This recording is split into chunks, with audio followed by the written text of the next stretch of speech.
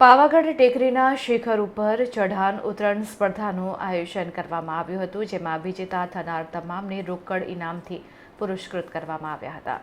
પૂજ્ય મોટા હરિઓમ આશ્રમ, જહાંગીરપુરા, સુરત અને નડિયાદ પ્રેરિત ગુજરાત વ્યાયામ પ્રચારક મંડળ, રાજપીપળા અને ખેડા જિલ્લા વ્યાયામ મંડળના સંયુક્ત દ્વારા ચુનીલાલ મોહનલાલ પટેલ નરોડાન 49મો પાવાગઢ ચઢાણ ઉતરણ સ્પર્ધાનું 28/1/2026ના રોજ આયોજન કરવામાં આવ્યું હતું.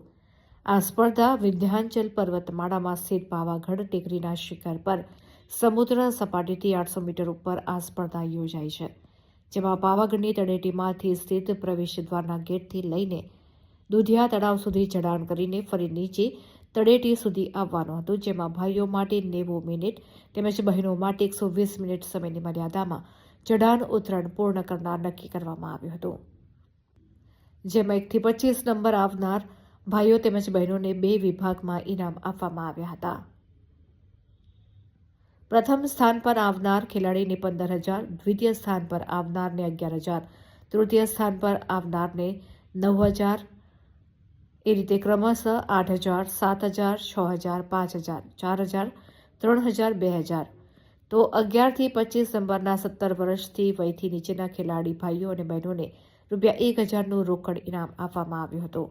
આમ કુલ 1,70,000ના રોકડ પુરસ્કાર વિજેતા ભાઈઓ અને બહેનોને સમય મર્યાદામાં પૂર્ણ કરી તેમને રોકડ પુરસ્કારથી પુરસ્કૃત કરવામાં આવ્યા હતા.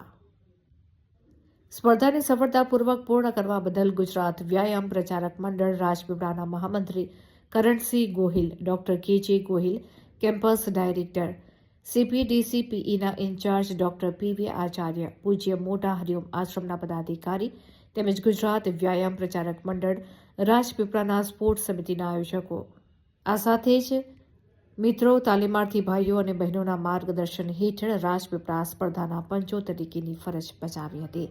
સ્પર્ધાના અંતે રાષ્ટ્રગીત ગાઈને સ્વરૂચિ ભોજન લઈને સૌ છૂટ્યા પડ્યા હતા.